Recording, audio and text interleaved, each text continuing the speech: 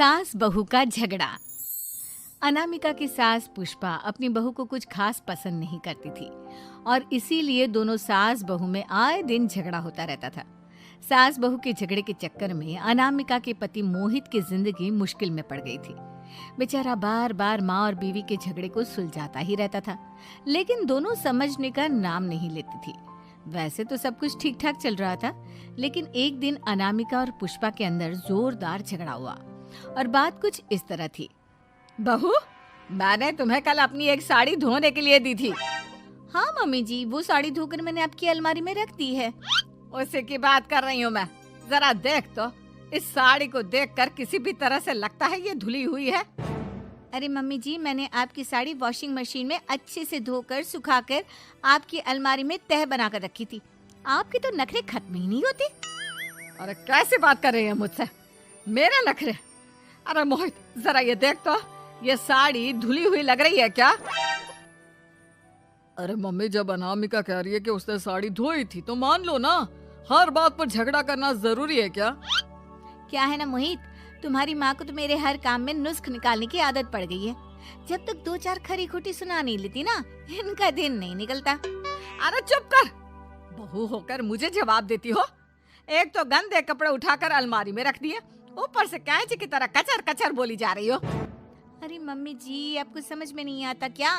मैंने साड़ी धो कर रखी थी, धो कर रखी थी। तो फिर इतनी गंदी क्यों लग रही है? अब मुझे क्या पता मम्मी जी, आप इस पर इस तरह तेल और घी की चिकनाई के दाग लगाकर लाएंगी तो ये मेरी जिम्मेदारी थोड़ी ना है। अरे तो हाथ से धोना चाहिए था ना।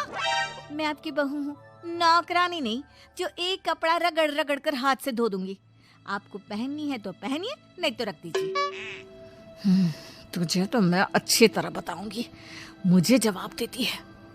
एक दिन सुबह के वक्त, अरे अनामिका, मेरी व्हाइट शर्ट कहाँ है? आज ऑफिस में बहुत बड़ा प्रेजेंटेशन है और मुझे वो व्हाइट शर्ट पहन कर जाना है। मुझे पता है, आपने मुझे 2 दिन पहले ही बता दिया था और आपकी शर्ट मैंने धोकर अच्छी तरह आयरन करके अलमारी में लगा दी है। जाइए वहां से ले लीजिए। अनामिका, ये तुमने क्या किया? ये देखो, शर्ट पर लिपस्टिक का दाग लगा हुआ है और ये तो एक जगह से जल भी गई है। नहीं नहीं मोहित, ऐसा नहीं हो सकता। मैंने तो तुम्हारी शर्ट ठीक से इस्त्री करके अलमारी में लगाई थी। तो फिर ये जल कैसे गई अपने आप? अलमारी में लटके लटके थोड़ी ना जल जाएगी। पर मोहित, मुझे अच्छी तरह याद है। देखो, अपनी गलती को छुपाने की कोशिश मत करो। और अगर शर्ट जल भी गई थी तो तुम्हें पहले बताना चाहिए था ना। मैं नई शर्ट लेकर आ जाता। अब ऐन वक्त पर शर्ट कहाँ से लेकर आऊं? मेरा इतना इम्पोर्टेंट प्रेजेंटेशन था, सब खराब हो जाएगा।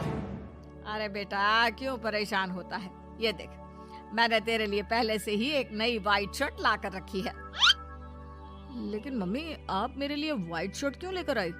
अरे मुझे पता था तेरा प्रेजेंटेशन होने वाला है और अपनी इस बहू पर तो मुझे बिल्कुल भी भरोसा नहीं। क्या पता मेरी साड़ी की तरह तेरी शर्ट भी गंदी करके रख देती। और देख, वही हुआ ना। बेटा, सारी टेंशन छोड़ और ये नई शर्ट पहन कर जा। थैंक यू मम्मी, आज तो आपने बचा लिया मुझे। कुछ दिनों के बाद, अरे अनामिका, जानती हो, ऑफिस में मेरा जो दोस्त है ना अमर, आज उसका बर्थडे है और उसे तुम्हारे हाथ का चॉकलेट केक बहुत पसंद है। थोड़ा सा बनाकर टिफिन में रख दो ना प्लीज। हाँ हाँ, क्यों नहीं। मैं बहुत अच्छा केक बनाकर आपके दोस्त के लिए रख दूंगी। तुम्हारे हाथ का खाना खाकर तो वैसे ही मेरे ऑफिस के सारे लोग इतनी तारीफ करते हैं, क्या बताऊं। प्लीज एक अच्छा सा केक और बना दो, मेरी तो ऑफिस में शान बढ़ जाएगी। अनामिका केक बनाने के लिए रख देती है। पुष्पा चुपचाप जाकर उस पर ढेर सारा नमक डाल देती है। देख अमर, तेरी भाभी ने तेरे लिए चॉकलेट केक बनाकर भेजा है, तुझे बहुत पसंद है ना?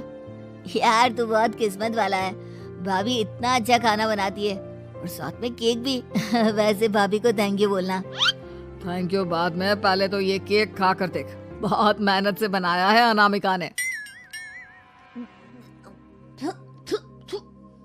अरे यार, इस केक में तो बहुत सारा नमक है। लगता है भाभी ने शक्कर की जगह खूब सारा नमक डाल दिया है। अरे मोहित, तू तो अपनी बीवी की कुकिंग की बहुत तारीफ करता फिरता है। जरा पूछना अपनी बीवी से, केक में नमक कब से डलने लग गया। क्या यार, तुझे भी मेरा ही जन्मदिन मिला था बिगाड़ने के लिए। केक नहीं लाना था तो मत लाता, कम से कम मुझे इस तरह नमक वाला केक तो नहीं खिलाता। अरे नहीं यार, अनामिका ऐसा नहीं कर सकती, जरूर कुछ गड़बड़ हुई होगी। घर जाने के बाद अनामिका, अगर तुम्हारा केक बनाने का मन नहीं था तो ना बनाती, लेकिन मेरी बेइज्जती करवाने की क्या जरूरत थी? अरे आपकी बेइज्जती, ये आप क्या कह रहे हैं? मैंने तो सुबह आपको इतने अच्छे तरीके से केक बना कर दिया था। हाँ, लेकिन उसमें इतना सारा नमक डाल दिया था कि आज ऑफिस में मेरा अच्छा खासा मजाक बना है। मेरे सारे दोस्त हंस रहे थे मुझ पर। अरे बेटा, मैंने तो तुझे पहले ही समझाने की कोशिश की थी। एक नंबर की गैर जिम्मेदार है ये लड़की, कोई काम ठीक से नहीं करती। उस दिन भी गंदी साड़ी रख दी थी मेरी अलमारी में और झूठ बोल रही थी। कुछ दिनों के बाद अनामिका देखो, मैंने अपना लैपटॉप चार्जिंग पर लगाया है, उसे अच्छी तरह चार्ज होने देना। मेरी एक अर्जेंट मीटिंग है, प्लीज बीच में से हटाना मत। हाँ ठीक है, मैं नहीं हटाऊंगी। पुष्पा चुपचाप से जाकर चार्जिंग का बटन बंद कर देती है। थोड़ी देर बाद अरे ये लैपटॉप चार्ज क्यों नहीं हुआ? और ये बटन किसने ऑफ कर दिया? अनामिका, इधर आओ। क्या हुआ? क्यों चिल्ला रहे इतना? अनामिका, मैंने तुमसे कहा था ना, मेरा लैपटॉप चार्जिंग पर लगा हुआ है, मेरी अर्जेंट मीटिंग है। तुमने इसका स्विच ऑफ क्यों कर दिया? अरे मैंने ऐसा कुछ नहीं किया, मैं क्यों स्विच ऑफ करूंगी? कुछ दिनों से देख रहा हूँ अनामिका, तुम मेरा हर काम बिगाड़ देती हो। देखो, ये अच्छी आदत नहीं। कम से कम तुम्हें इस बात का तो ध्यान रखना चाहिए था कि मेरी कितनी इंपॉर्टेंट मीटिंग थी। अब क्या करूंगा मैं? आई एम सॉरी मोहित, लेकिन सच में मैंने जानबूझकर कुछ नहीं किया। अगर जानबूझकर नहीं किया तो क्या सब कुछ अपने आप हो जाता है? कभी मेरी शर्ट जल जाती है, कभी केक में नमक डल जाता है। आप मेरी बात क्यों नहीं सुनते? मैंने जानबूझकर कुछ नहीं किया। फिर से वही बात। अरे कितनी बार तुम्हें समझा चुका हूँ, इस तरह मेरा काम बार बार मत बिगाड़ा करो। तुम जानती हो मुझे कितनी प्रॉब्लम होती है। ऑफिस में तो पहले ही बेइज्जती करा चुकी हो, और अब ये मीटिंग, ये भी मेरे हाथ से निकल गई। अनामिका की समझ में कुछ नहीं आता कि आखिर उसके साथ ये सब क्या हो रहा था और क्यों हो रहा था। फिर कुछ दिनों के बाद मोहित अपने ऑफिस से कुछ फाइल लेकर घर आता है। अनामिका, ये कुछ फाइलें हैं, इन्हें संभाल कर रख दो, और प्लीज इस बार ध्यान से, कोई गड़बड़ी नहीं होनी चाहिए। नहीं मोहित, कोई गड़बड़ी नहीं होगी। मैं सारी फाइल्स अलमारी में लॉक करके रखूंगी और चाबी अपने पास रखूंगी। अनामिका, जरा अलमारी की चाबी तो देना। क्यों मम्मी जी, आपको क्या काम है? उसमें मोहित की जरूरी फाइल रखी है और मैं नहीं चाहती कि इस बार कोई भी गड़बड़ हो। पता नहीं कुछ दिनों से हर काम खराब हो जाता है। अरे मुझे उसमें से पैसे निकालने हैं और उसके बाद ले लेना अपनी चाबी। मैं खा नहीं जाऊंगी तुम्हारे पति की फाइल। अनामिका को अपनी सास पर शक होता है। चाबी देने के बाद वो चुपचाप छुपकर अपनी सास की हरकत देखती है। ये फाइलें उठाकर डस्टबिन में डाल देती हूँ, फिर देखना कैसे मोहित इसकी खबर लेगा। इस बार तो छोड़ेगा नहीं इसे। वैसे भी पहले मैंने जो कुछ भी किया है उसकी वजह से अच्छी खासी डांट पड़ी है, मजा आ जाएगा। अच्छा, तो ये बात है। सारा काम मम्मी जी बिगाड़ देती हैं, वो भी इसलिए क्योंकि मेरा उनसे झगड़ा हो गया है।